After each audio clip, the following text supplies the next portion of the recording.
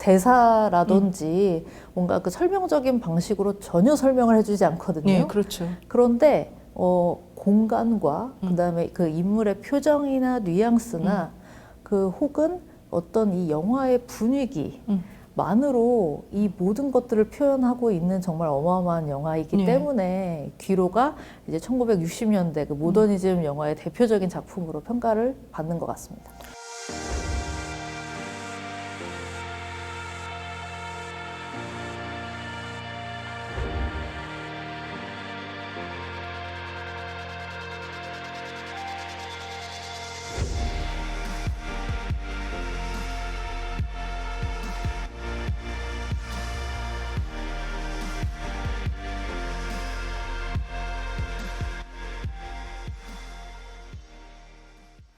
안녕하세요. 한국영상자료원 시네마테크팀의 오성지입니다.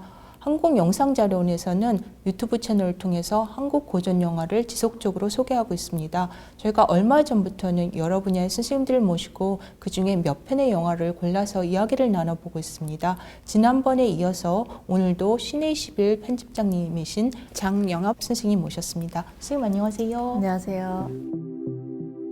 예, 오늘은 어떤 영화 추천해 주실지 궁금합니다. 지난번에 이도현 감독님 피망 너무 재밌었어요. 네, 감사합니다.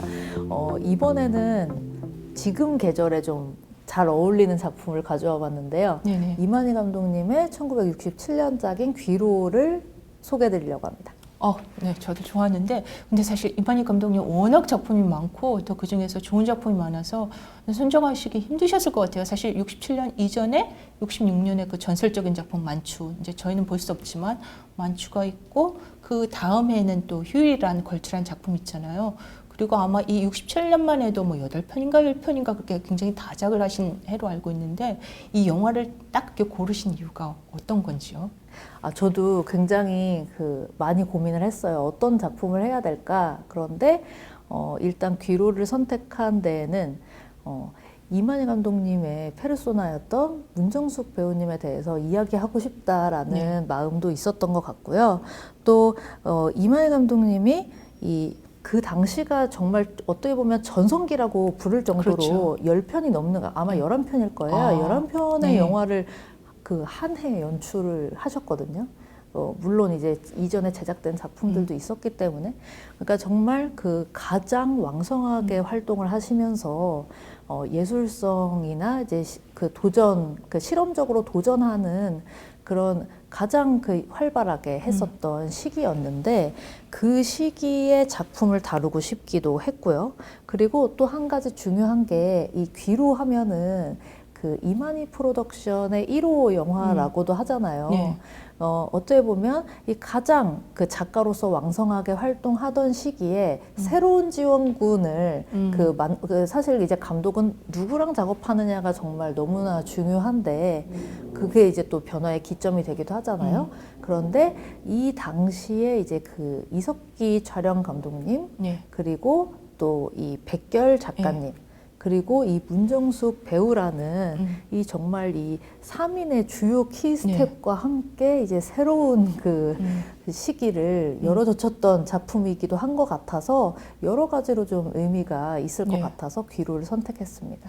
네, 이 문정숙 배우님에 대해서는 조금 뒤에 얘기를 해보는 것으로 하고, 사실 귀로의 스토리는 이렇게 뭐 복잡한 스토리는 아니잖아요. 네네. 인물도 3명의 인물이 나오고. 그렇죠. 좀 간단하게 이제 설명을 드리면, 이제 한국 전쟁이 끝난 뒤에 좀 이 남편은 좀 성적으로 불구가 되고, 그리고 그런 남편을 14년간 수발을 해온 아내의 이야기잖아요, 이 작품이. 근데 이제 이 아내가 작가인 남편을 대신해서 인천에서 서울로 이 남편이 쓴 원고를 전달을 하는 그 일을 맡았는데, 신문사에 전달하죠. 그런데 그 신문사에 근무하는 이 신입 기자와 좀 이제 호감을 가지게 되는 거예요. 그런데 이 호감을 가지게 되지만 또 남편에 대한 책임감과 또 윤리의식, 그냥 본인의 윤리의식 때문에 계속 가까워지는 거를 망설이다가, 그럼에도 불구하고 점점 더 두 사람은 가까워지게 되고, 또 남편과 아내로서의 관계는 파국에 치닫게 되는 그런 내용을 다루고 있는데 이제 이 영화의 정말 그 진정한 매력이라고 한다면 지금 제가 말씀드린 줄거리를 하나도 그 대사라든지 뭔가 그 설명적인 방식으로 전혀 설명을 해주지 않거든요. 네, 그렇죠. 그런데 공간과 그다음에 그 인물의 표정이나 뉘앙스나 그 혹은 어떤 이 영화의 분위기만으로 이 모든 것들을 표현하고 있는 정말 어마어마한 영화이기 네. 때문에 귀로가 이제 1960년대 그 모더니즘 영화의 대표적인 작품으로 평가를 받는 것 같습니다. 네, 사실 어떤 평론가분은 이만희 감독님의 귀로가 무대의 영화라고 이렇게 표현하신 분도 계신데 지금 이제 새 인물이 나오긴 하지만 이들의 어떤 심리 묘사나 어떤 이야기의 전개 같은 경우가 사실 공간에서 다 이루어지잖아요. 네네. 이 공간이라는 그 또 하나의 주인공이 이제 나오는데 특히 서울역에서 계단을 이렇게 올라간다든지 아니면은 건널목에 이렇게 기차가 지나가는 그런 건널목 그리고 마지막에 그런 관계자와 어떤 이렇게 시간을 보내는 그런 공간들이 이제 많이 나오고 또 이 문정숙 선생님이 사시는 그 인천 양옥집도 이런 공간들이 나오는데 그런 어떤 공간의 활용에 대해서 조금만 더 말씀해 주시겠어요? 네. 일단 이 공간은 정말 이 영화의 또 다른 캐릭터라고 할 정도로 많은 것들을 그 직접적으로 혹은 시각적으로 보여주는 역할을 하고 있는 네. 것 같아요. 관객들에게. 일단 이제 이 인천이라는 그 이제 부부가 사는 공간이죠. 네. 이 공간에 대해서 얘기를 하면 처음에 보면 되게 무시무시한 장면이 하나 나와요. 뭐냐면 맨 첫 장면이 그 저택을 네네. 보여주거든요. 네. 그런데 이 저택이 굉장히 아름답고 좀 고풍스럽고 그런데 여기서 유일하게 움직이는 그게 무엇인가 보면 네. 기억나요. 네. 그 베스. 네. 그래서 지금 이렇게 이 아름다운 공간에서 좀 자유롭게 돌아다니고 자유롭게 소리를 내는 인물이라고 할까 캐릭터라고 할까요? 이 캐릭터는 걔밖에 없는 거예요. 그쵸. 그거부터가 이제 뭔가 좀 그 불길한 전조를 가지고 있고 그리고 똑같이 계단을 오르내리는 장면을 보더라도 인천이랑 그 서울역이라는 그 주요 공간이 굉장히 대비가 돼요. 네. 일단 그 인천에서는 그 계단을 오르는 장면이 계속해서 반복이 되잖아요. 그쵸. 이 귀로라는 네네. 영화에서는. 그런데 이 반복되는 장면들을 보면 정말 왜 카메라가 어떻게 잡아냈을까 정말 카메라도 이렇게 그 움츠리고 마치 그 촬영을 하는 것처럼 정말 좁고 비좁고 좀 갑갑하게 찍었어요. 네네. 그 이제 수직 앵글로 찍었잖아요.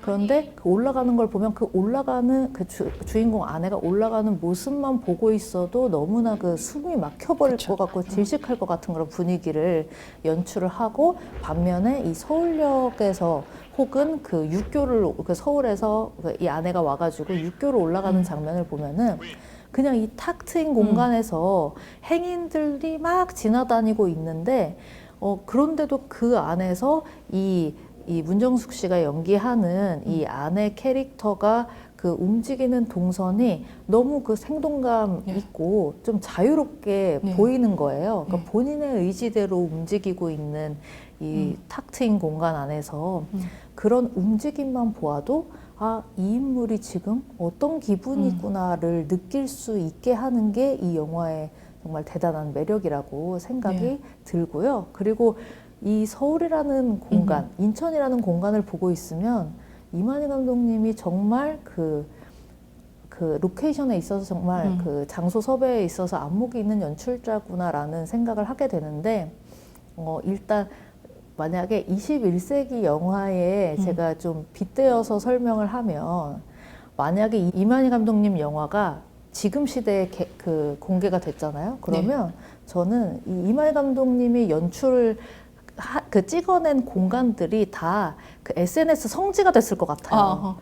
굉장히 저 공간에 한번 가보고 싶다라는 생각이 들게 연출을 하셨는데 나중에 제가 그 다른 그 같이 작업했던 스태프들 그 인터뷰를 보니까 실제로 감독님이 굉장히 즐겨서 찾았던 공간들도 많은가 봐요. 뭐 이제 워커힐의 그 바라든지 남산이라든지 서울역이라든지 거기 보면 이제 서울역 그릴도 있는데 네네. 서울역 그릴 아마 지금도 있을 거예요. 저희 확인해 봐야 되는데 네. 제가 몇 년 전에만 해도 갔었거든요. 그러니까 이런 공간들이 만약에 정말 그 지금 시대였다면 다 모두가 성지순례를 하고 싶을 정도로 매력적으로 그려졌다는 거죠. 네. 그러면 이번엔 문정숙 배우에 대해서 좀 얘기를 해봤으면 좋겠는데 사실 저는 문정숙 배우 너무 뒷모습이 아름다운 배우 같아요. 그래서 여기서도 왜 그 건널목, 기차 건널목에서 이렇게 뒷모습이 많이 보이잖아요. 저희가 그래서 그 장면이 너무 아름다워가지고 예전에 이만희 감독님 회고전 할 때 그 모습을 저희 메인 포스터 이미지로 썼었어요. 네, 저 기억이 납니다. 너무 네. 저 좋아했었어요. 네. 참으로 40대 어떤 그 중년 여성의 아름답고 우아하고 그와 더불어서 뭔가 억눌린 게 있어 보이는 어떤 뭔가 분출되지 못한 욕망이 이렇게 안에 있는 이런 모습을 너무 자연스럽게 보여주시는 배우 같거든요. 그래서 이 문정숙 배우의 매력에 대해서 한번 이야기해 볼까요? 네. 일단 저도 이제 한국 고전 영화에 정말 수많은 이 영화사에 수많은 배우들이 있지만 저 문정숙 배우를 특히 좋아하는 사람이기도 하거든요. 네.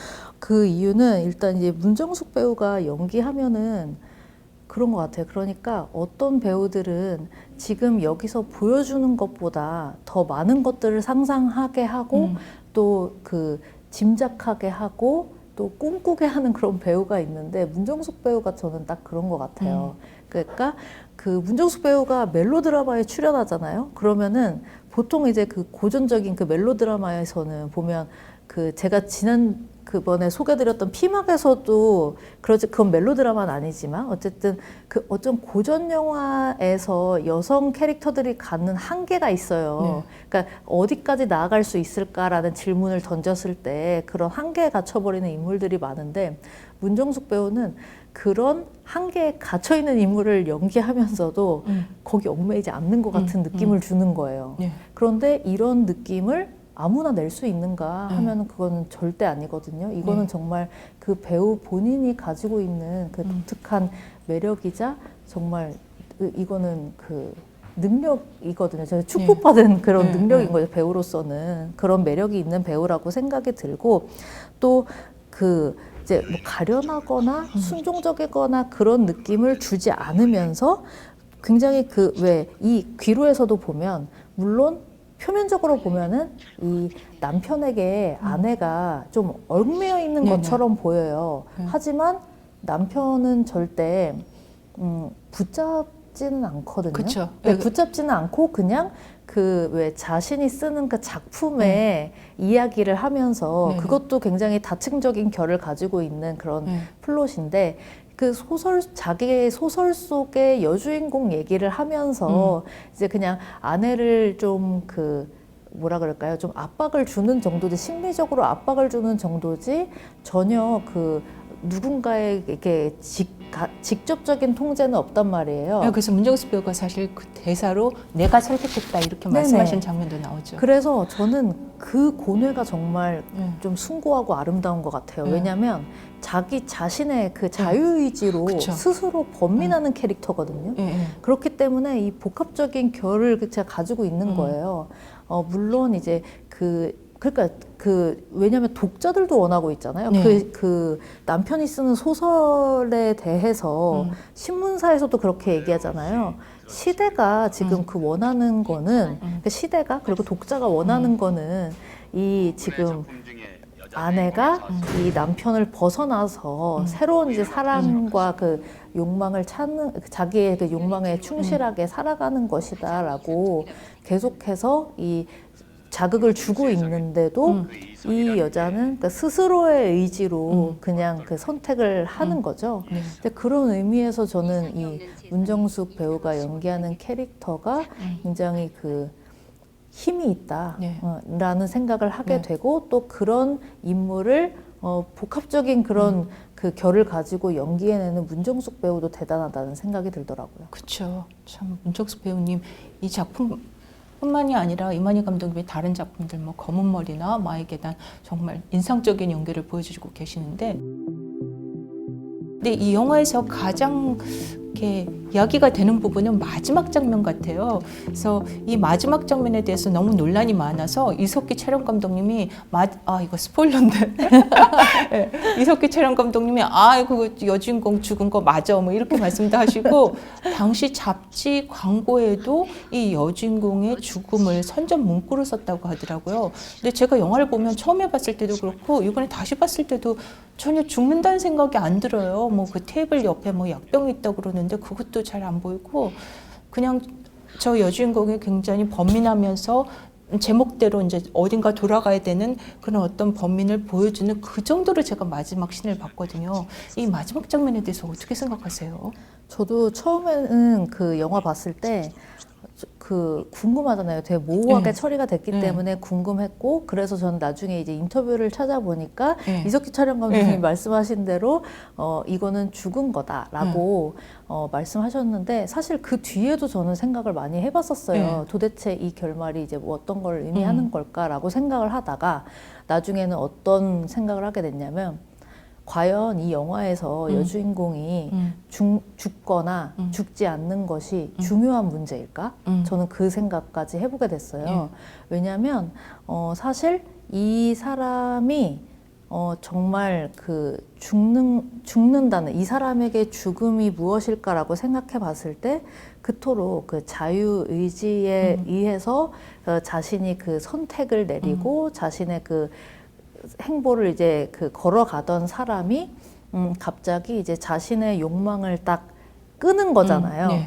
그냥 스스로가 그 욕망을 추구하지 않기로 결정을 하는 순간이에요. 그 마지막 장면은. 그렇기 때문에 자신의 자유의지를 더 이상 추구하지 않는 그 순간이야말로 그 죽음을 의미하는 것이 아닌가? 저는 그런 생각도 좀 해보게 되더라고요. 근데 그 마지막 대사가, 문정숙 선생님 마지막 대사가 곧 가요 이렇게 얘기를 하시거든요. 그러니까 곧 가요라고 하지만 그거는 이제 그러니까 자신의 의지, 곧 가요라는 것은 자신의 의지이나 거기서 이제 더 이상 더 나아가지 못하고 이 멈춰버리는 순간이야말로 죽음을 상징하는 게 아닌가? 그래서 사실 이 이만희 감독님에게는 이 죽음의 순간을 보여주는 게 그렇게 큰 의미가 아니지 않았을까? 왜냐하면 이미 이 인물은 곧 가요라고 하지만 침대에 머물러 있는 순간 그 죽음을 맞이했기 때문에 그런 생각이 들더라고요, 저는. 네, 아마 이 영상을 보시는 여러분들도 마지막 장면을 보시고 댓글로 이 장면의 의미가 무엇인지 달아주시면 아주 유익할 것 같습니다. 편집장님, 그럼 마지막으로 이 영화의 감상 포인트 한마디 부탁드릴게요. 네, 감상 포인트가 두 가지가 있습니다. 제가 지금 얘기를 하다 보니까 빼놓은 게 두 가지가 있는 것 같아요. 하나는 이 영화가 사운드를 굉장히 효과적으로 사용하고 있는, 그러니까 아까 제가 공간이랑 또 배우의 연기랑 이 영화의 어떤 무드나 분위기에 대해서 말씀을 드렸는데, 그것과 마찬가지로 정말 이 사운드, 음악을 사용하는 방식도 이 영화의 또 다른 캐릭터라고 할 수 있을 정도로 중요한 역할을 하는데요. 특히 이제 음악은 인천에서, 그러니까 그 아내와 남편이 있을 때, 그러니까 계속 어떤 한국 전쟁에 대한 상처가 떠오를 때마다, 굉장히 폭력적으로 음악이 개입이 돼요. 그런데 이 영화를 보면 저는 이만희 감독님의 지금까지 공개된 작품을 생각을 해보더라도 이 영화가 굉장히 절제된 방식으로 이야기를 풀어나가고 있다고 생각이 되는데, 이 절제된 영화의 어떤 분위기라든지 연출 방식에 비해서 갑자기 굉장히 난폭하게 사운드가 끼어들거든요. 그래서 그냥 이 사운드가 정말 이 영화의 분위기와 맞지 않게 갑자기 이질적이고 되게 불균질적으로 끼어드는 그런 상황 자체가 폭력적으로 느껴지는, 그래서 이 사람들이 과연 전사가 자세히 설명되지는 않지만 그 이전에 한국전쟁으로 인해서 어떤 트라우마를 가지고 있었는가를 정말 사운드로 표현을 해주는 근사한 연출 기법이라고 생각이 들고요. 또 한 가지는 제 예전에 이혜영 배우님, 네. 그 이만희 감독님의 그 이제 따님이시죠. 이혜영 배우님 인터뷰를 읽다가 좀 재밌었던 부분이 있어서 소개해드리려고 하면 이게 이제 이만희 프로덕션의 1호 영화라고 했잖아요. 1호 영화이기 때문에 또 제작 과정에서는 이제 많은 좀 어려움이 있었나 봐요. 왜냐하면 또 뭐 투자를 받기도 그게 쉽지가 않고 그렇기 때문에 이 영화에 등장하는 많은 소품들이 이만희 감독님의 집에서 직접 공수를 해온 그런 네. 그래서 그 문정숙 배우가 마지막 장면에 보면은 뭐 이제 뭐 스탠드도 나오고 네. 뭐 이렇게 탁자 이런 것도 나오고 있는데 그러니까 그 이혜영 배우님이 나중에 그 이 귀로를 보시니까 집에서 가져온 게 너무 많았대요. 그래서 그리고 또 귀로에서 그 이제 신문 기자 역할을 그 하는 그 강 기자 네. 캐릭터가 너무 그 이만희 감독님이랑 좀 닮았다고 하더라고요. 그래서 이만희 프로덕션의 1호 영화이자 이만희 감독님의 그 개인적인 어떤 부분들, 아까 공간도 그 취향에 맞는 그런 공간이었고, 소품까지 정말 많은 것들, 그 이만희 감독님의 그 개인적인 그 취향을 많은 부분에서 느낄 수 있는 영화이기 때문에 귀로 좀 디테일하게 보시면은 많은 재미가 있는 영화일 것 같습니다. 네, 선생님 정말 좋은 말씀 감사드립니다. 오늘 저희가 이만희 감독님의 1967년작 귀로에 대해서 이야기를 나눠봤는데요. 저희가 이야기를 나눈 귀로는 한국영상자료 유튜브 채널에서 보실 수 있고요. 또 이만희 감독님의 다른 작품이 궁금하시다면 저희가 KMDB VOD 사이트가 또 있어요. 그 사이트에서 거의 10여 편의 영화를 보실 수 있습니다. 뭐 검은 머리나 산포 가는 길, 청녀 같은 작품이 있는데요. 추천해드립니다. 그럼 저희 영상이 마음에 드셨으면 오늘도 좋아요 눌러주시고요. 그리고 구독도 부탁드릴게요. 그리고 오늘 이 영상이 업로드 될 시점에는 아마 한 해가 마무리되는 지점일 것 같아요. 올해는 코로나 바이러스라는 정말 뜻밖의 사건으로 인해서 모두가 힘든 한 해였던 것 같습니다. 내년에는 조금 더 건강하고 즐거운 한 해가 되었으면 좋겠고요. 저희 내년에도 시네마테크 코파에서 그리고 이렇게 온라인에서 여러분들과 함께 했으면 좋겠습니다. 예, 올해 마무리 잘 하시고요. 끝까지 같이 해주셔서 정말 감사합니다. 편집장님 감사합니다. 감사합니다.